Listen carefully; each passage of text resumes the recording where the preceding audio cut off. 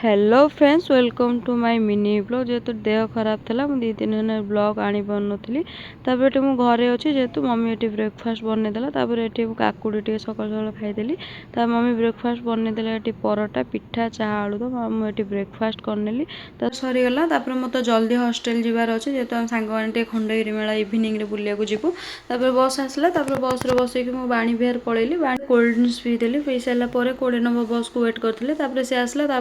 से बस पलि आसली हॉस्टल पुणी रेडी होगी आम 4-5 जन बाहरी पड़ू खंडगिरी मेला जावाई ऑटो से ओह्ल सारापर किसी क्लिक फटो फटो उठेदेलु टिकेट करके उदयगिरी पलैलु उदयगिरी सब बेस्ट पॉइंट है इवनिंग भ्यूटा आम ऊपर को पलैलु बहुत कष्ट लगला पहाड़ ऊपर फाइनाली आम पहुँची गलु पहुँच सारापर किसी फटो फटो उठे खंडगिरी गलु मंदिर को संध्या होगला इवनिंग भ्यूटा देखो खंडगिरी केते सुंदर सुंदर टेडी बॉम्बे लड्डू